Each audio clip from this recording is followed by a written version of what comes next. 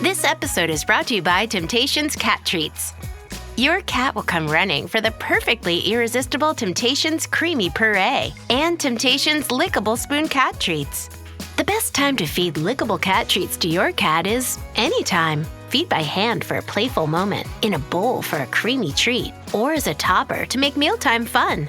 Visit temptationstreats.com to learn more.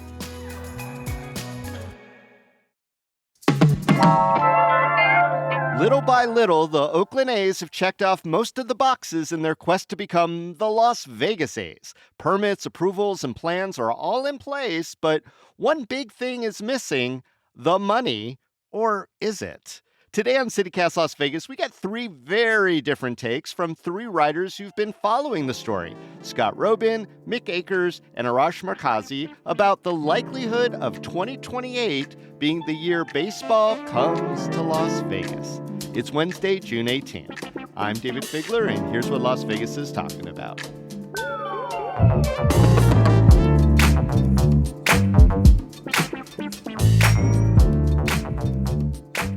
All right, let's quickly run through some hellos so that our listener knows whose voice is whose. Scott Roeben, viral commentator at vitalvegasandcasino.org. Hello. Hello, thanks for having me on. Mick Akers, sports business reporter at the Review-Journal. Welcome. Hey, thanks for having me. And Arash Markazi, founder and CEO of the Sporting Tribune. Thanks for being here. Thanks for having me. This is great. All right, gents. On a scale of 1 to 10, 1 being, oh, dang, it looks like it's the Sacramento A's after all, to 10, where I get a 10-year supply of Cracker Jack, how likely is it that the Las Vegas A's will be playing on the Strip in their new stadium for the 2028 season? Arash, why don't you go first? Give me a number. Man, I was really worried that you would pick me first because I'm here with two guys that I really respect. And so I would say that it's more than 5. I'm going to say 6, but I think Mick and Scott are on the opposite ends of the spectrum. So I will say 6. All right, Scott, the gauntlet's thrown down. What's the number? Well, I respect these guys as well. Arash, that's the most diplomatic answer you can give, so I appreciate that. I'm going to go 0-ish, but there's a caveat with my 0, and that is 0. Is the caveat something we're going to get to, or go ahead, throw it out? It's 0 under the current ownership. So It is not an unequivocal 0. So as long as a Fisher is involved, you're saying 0. That is correct. All right, Mick, bring some reason to this conversation. What's the number? A lot of stuff has already gone on. A lot of money's been spent. A lot of time's been taken. With everyone from the A's, local, politicians, Major League Baseball itself. A lot of work has occurred already. 4 years into this, they're already in the ground. Obviously, just getting down, digging. It's not the structural, whatever you want to call it, but you have to do some of that work before you do that. So obviously a little higher than the others, but I've been talking to people directly, indirectly, involved with this, and it's pretty much a go on everyone I talk to. So is that a 10, Mick? Yeah, 10. I'll go with 10. Yeah. Once they brought in Mark Verdane, it's just like he's the one that got Allegiant Stadium done. He is mindful of his reputation, and I don't think he would have joined on this project if he had any kind of doubt that it wasn't going to happen. And what's his role? He's the new president of the A's? Yeah, similar. Okay. He had the same role with the Raiders. And then Okay. he was with Oakview Group as well, trying to get the NBA arena going here. That's a whole nother story there. Yeah, right. So the ceremonial groundbreaking is happening on June 23rd, 2025. Ceremonial being the key word here. Do we expect any real answers to the lingering questions about financing? It's going to come up. Obviously, everyone's going to be there. Fisher and everyone with the A's. So I'm sure they'll ask and get an update. They're still, working with investors to bring in. You got Aramark. That's been kind of reported by some other outlets that they're in works with maybe putting in about $175 million toward the project, and obviously getting like a share of the team minority stake. Some of these things are still ongoing, so they likely won't comment on some of these deals that are going on. But it will come up, so I'm sure they'll give at least some kind of answer. But it's probably not going to be definite. So it just it kind of depends on where you fall on what side of the of this.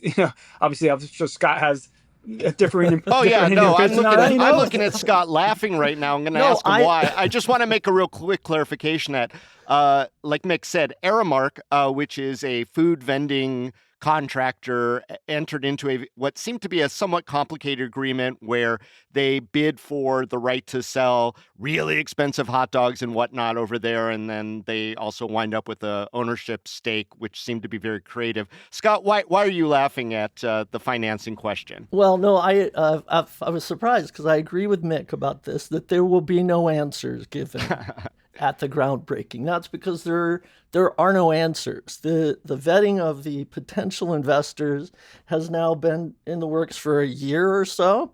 They have had no announcement of any sponsors, and this has now been several years, as Mick said. This has been 3 years, 4 years of searching, of hoping, of promising, of pledging. And now we get the dog and pony show of the groundbreaking. But no one is going to ask. They might ask the question, but nobody's going to give an answer. They're going to say they're very close to some of these investors being approved, blah, blah, blah. There's been no indication that's true. And people think I'm just a skeptic about the whole thing. I'm not really a skeptic. I'm just looking at the facts. So that's my long answer to a short question. Yeah. I don't think the groundbreaking signifies anything. I don't think the movement on the site of moving dirt around signifies anything. This is all prep work that would be done for any structure that would exist, whether it's a resort or a stadium. Arash, why are you at a 6?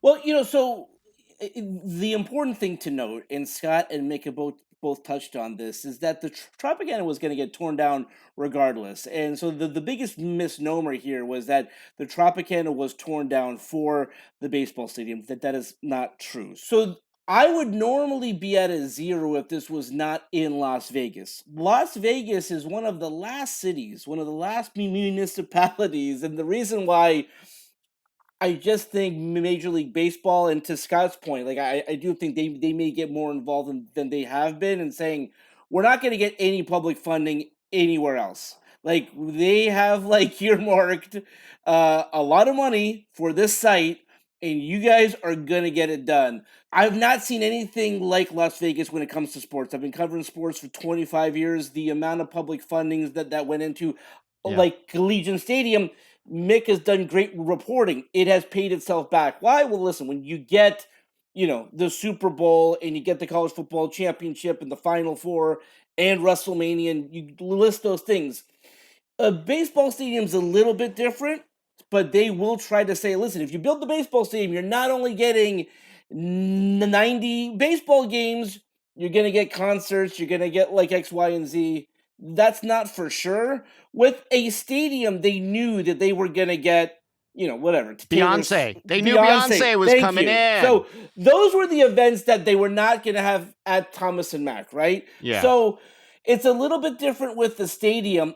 I'm at a 6 because it's not a 10 because of John Fisher, but it's at a 6 because of Las Vegas in particular. I think the opportunity to be involved and get for sure another Major League Sports town, because in July, like a month from now, the NBA Summer League will be there, and we'll get some. Again. We'll get some more information on the NBA team. Vegas, it is really important from the people that I've talked to have a team in all of the major league sports. Who are you talking to, Arash, that say that sports are more important than anything else? Because that seems to be the Who do you think, think? Right? Who's behind a lot of these conversations that are giving monies to players and teams? They want these events. Sports is about money, and so that's why I think, I'm at a 6 because it is professional sports. At the end of the day, if you bring in the Oakland A's, right? The Las Vegas A's.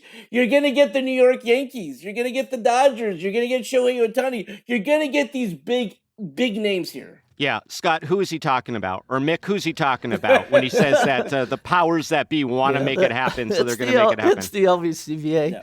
Yeah. Their job is to bring events, to bring incremental visitation. They misstepped with F1 clearly. And I think they've misstepped again because they've really they've hooked their cart to the wrong horse is basically it. We're going to get Major League Baseball, whether it's the A's with a different owner, whether it's an expansion team, whatever it is. I think it's coming. The NBA certainly is coming, but I think Arash made some great points because they're doing the things that look like they're going to be advantageous. Yeah, well, it's all the optics, right? The A's were serious people, right? Mick knows more than everybody else combined because he has access. So, and I think that access is really important to Mick and to the Las Vegas Review-Journal. My observation has been that maybe that impedes some of the skepticism or some of the more serious questions that are arising. But I think ultimately the idea is to bring events. They may not think a step ahead or 2 steps ahead or 3 steps ahead to see the detrimental effect of F1. They may also not see that John Fisher has this long history of misleading and kind of fudging and maybe not doing the things he commits to. So they take it at face value. They take the word of what they're told from the MLB, John Fisher. Well, Scott, I don't need to defend Mick. He's going to answer himself right now. But, I mean, those are the official sources, the MLB and the A's ownership. So, Mick, let me throw it to you. Is Scott right that, the optics in the boxes are being checked, but that, folks like yourself who have all this great access aren't asking the hard questions? I disagree with that. I ask all the questions everyone wants to ask. Obviously, they don't always get answers, right? So, I'm asking all the questions above, but, had nothing to do with the access or anything. I'm not worried about that. Obviously, we're, the paper of record, whatever you want to call it, right? So, we're going to have that access no matter if we're writing negative, positive, whatever. I just take the, information I get and I report it. I'm not a columnist. I'm not putting my voice into it. So, I'm just reporting the stuff I get. And then, a lot of stuff with the Fishers, obviously, long time they're not loved, are they, back where they come from? And they do come with some baggage, yeah? Right. Oh, obviously, and they try to get a stadium in Oakland for years. Some of that may fall on Fisher. A lot of it also falls on the politicians out there. It's a different game out there compared to out here in Nevada. They have, the county commission. They have Alameda County Commission. They got, the city council of Oakland. They got the Bay Area. They're the group that, controls the Bay and all that kind of thing. They have to work with everyone involved. And, they get to certain points. And then once they get to like, oh, we're about to do it, they have a switch over in a regime and they get, elections come in and they have to start from scratch again. So, the Raiders had their situation with them, which led them out here. There's, plenty of blame to go around, I think, as far as like why it never got done in Oakland. And I think the Raiders and the A's are kind of oranges and apples, and I'm just going to stop that. But I get your point, is that there were naysayers. I mean, there were naysayers to a lot of things, that Vegas should even exist as a city. Yeah. So we could go back 105 years.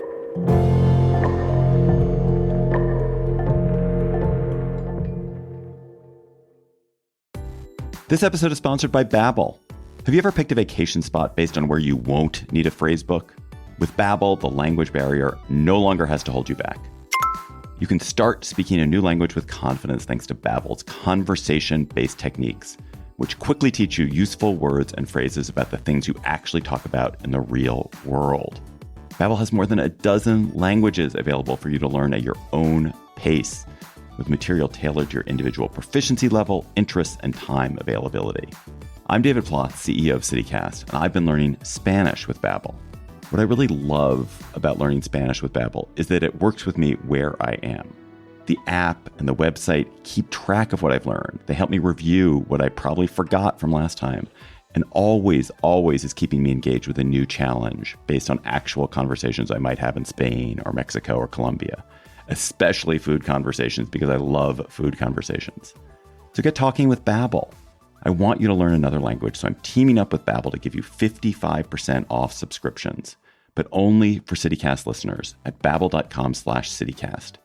Get up to 55% off at babbel.com/CityCast, spelled BABBEL.com/CityCast. Babbel.com/CityCast. Rules and restrictions may apply.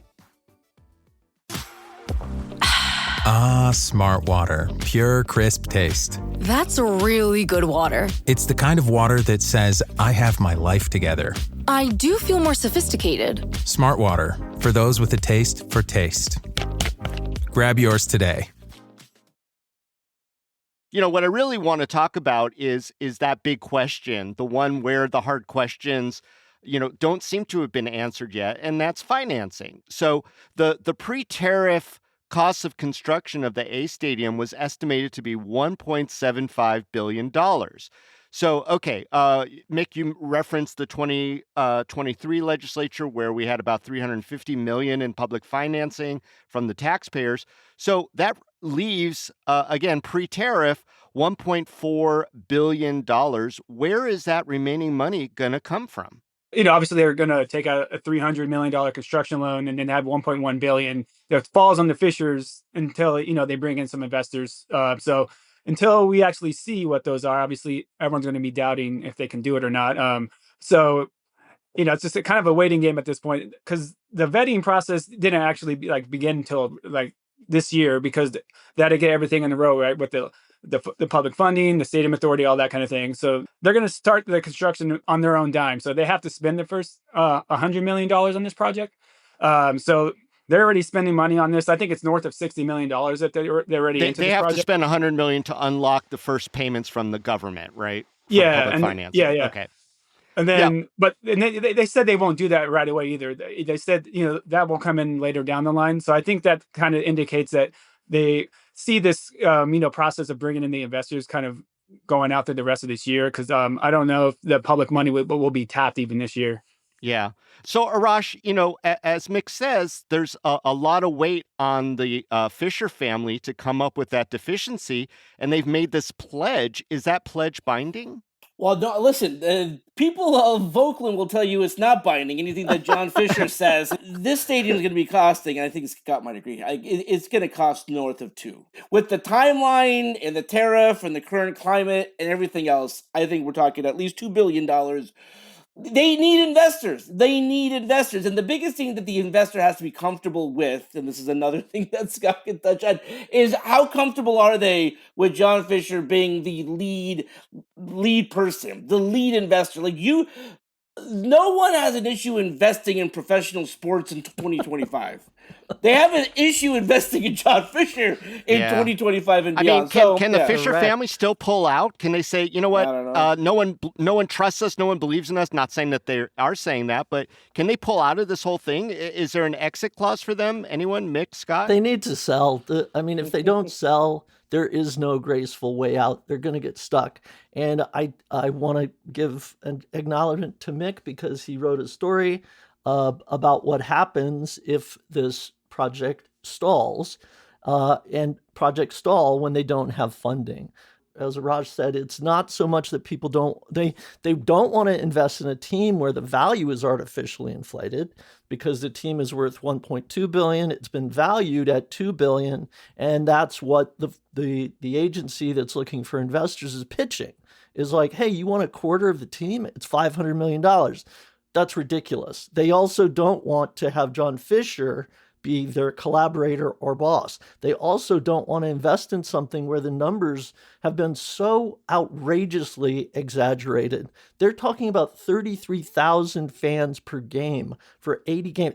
It's insanity, some of these numbers that have been used to pitch these investors. The very first conversation I had with the head of a casino here in Vegas, they met with the A's early on, and the first thing he said to me, he or she said, was, these are not serious people. And that has been borne out over and over again when they had the binding agreement with the Wild Wild West site for the a different location for the ballpark than the Tropicana. Yeah, right. A binding agreement. So there are no binding agreements from the Fishers. They literally just gave a letter that said, we're good for it. And then the bank said they're good for it. And then everybody said they're good for it. And that's what we're basing all our hope on. Well, I mean, the stadium authority agreed. They said that was sufficient. Well, let me ask you guys this. It's not just like the Fishers and the A's, ownership. have the stadium to deal with. I mean, they have day-to-day expenses of running a baseball team. For example, the Luis Severino contract, he's their star pitcher. That just set the A's back $10 million for a signing bonus and then additionally $67 million over the next 3 years. So in that time period when they're supposed to be building a stadium, and he's just one player. Are we taking all the economic factors into account when we're giving it the number assigned to success of this project happening by 2028? Listen, David, scared money don't make money, and this team has to be a good team when they come to Vegas. So I think that's the thing. They really can't come in as the worst team, and they've actually been pretty decent. When I say decent by the former They're better standards. than the White Sox. There we go. Better, certainly better than the Colorado Rockies. So, listen, if we start building, they will come to Vegas with someone that fans have heard of. Like, they got to move jerseys. They got to sell jerseys. They got to have a name to put on the billboards and the signs out there. So, yes, payroll is a part of it. But again, I think really the important thing to note here, this is not about Major League Baseball. This is not about professional sports. This is really about John Fisher. Again, it has been proven what professional sports can do, what a nice facility can do. But there's a big difference with an owner that you believe, hey, listen, if we hitch our wagon to this guy, he's maybe in 5 years, 10 years, we can win a World Series. There is no belief that this team is ever going to contend with John Fisher. And maybe gap close will go back into style. There we go. And the Fishers will make way more money because they own that. That's a relevant point, because even if you thought John Fisher was going to use his gap money to help pay for this, which he never would do, there's not enough. He doesn't have enough. He could take out a loan against it, but who's going to loan somebody money when the gap stock is unpredictable like that? There's so many variables. I mean, it's better than Hot Topic, maybe. It's. I don't know. Retail. But ultimately, it's a simple question. It's $1 billion. Where is that $1 billion coming from? It's not complicated. It's not elected officials. It's not public money. It's not another bank loan. It's where's the $1 billion come from? Yeah, and that $1 billion might be low based on our conversation with these tariffs and stuff. Even if they get an investor, they're still $1 billion short. That's the question. Yeah, maybe. Let me chime in here, and I think Scott would agree. The one resounding thing that everyone agrees on, every local hates the site. It would be like if you're building the new Yankee Stadium in the heart of Times Square. There's not a local who wants to support this team, who wants to go to that resort corridor. So listen, it was built. Facts, my friend. Yeah. I mean, I hear that a lot too. But listen, they won't come remotely close to selling out all the home games. However, if you have a chance on a Tuesday day game, it's to make it right on the strip, but you're gonna get people there who don't really care about baseball. It's like how you try to fill the show. So listen, it'll be a lot like the Raiders, where their hope is to fill the seats. Now, whether those seats are filled with Houston Astros, New York Yankees, Dodgers, and Angels, they don't care. If you fill up those seats and you pay for food and beer, they're happy. It's going to be a tough sell for locals, though, with that location, and certainly with the cost. When you're talking about a low attendance in terms of 30,000 seats, that's a lot of club seats. That's a lot of suites. Those are for the high-end customers. So, but again, the location was the Wild West location. That was the location that made a little bit more sense. And we haven't even gotten to the part about the resort that's attached to this beautiful ballpark. No, and I wish we could, but I mean, that's going to go forever, and that is... Yeah, but David, it's relevant because of the infrastructure that their partners were supposed to provide the ballpark. If there's no resort, which there isn't, there's no infrastructure. That means that cost that we're talking about, that $1.75 billion, is going way north of $2 billion because there's no infrastructure. So now you're asking taxpayers to do it, because I think someone at the Review Journal wrote a story about this very big investment of infrastructure around the site, right? That's taxpayer money that we're putting into this area based on faith. And that's why it's relevant, because it's that resort not happening is a big deal. Yeah, certainly a casino not generating money there. I mean, it's very different having $30 blackjack tables and having $30 hot dogs, yeah? That will be the minimum on both, I suspect. David, I do have to bring up this one thing. Major League Baseball will have to get involved. The best comparison that I can give you guys right now is what happened with the Coyotes. The Coyotes were never going to get a stadium built in Phoenix. They were trying. At some point in time, the league has to get involved and say, you are not playing in a minor league ballpark in Sacramento for more than 3, maybe 4 years. At some point, we're going to get involved. We're not sending Shohei Ohtani and the Dodgers to Sacramento. We're not sending the New York Yankees. At some point in time, and we'll see how this all plays out. Again, this may not help Vegas, but at some point in time, they're not staying at that ballpark in Sacramento. They're not going back to that decrepit ballpark that they left in Oakland. This will get sorted out by the league. It has not. They've allowed John Fisher to kind of like play They've this given out. him room. They've definitely given him room, but they will get what involved. You're saying is there's only so much time. 100%. Well, I'll tell you what, fellas. Why don't we all get together at an Aviators game in that beautiful stadium? We could all eat our $12 hot dogs, which are delicious, and wonder why the A's didn't pick that stadium to do the interim time to build up all that goodwill with our town. I'm still not sure about that one. But, guys, I really appreciate your predictions. And, yeah, we'll see in 2028 how we all did. Hey, I want to thank all you guys for being on the show today. I appreciate it. Thank you. Appreciate it. Thank you. It was great.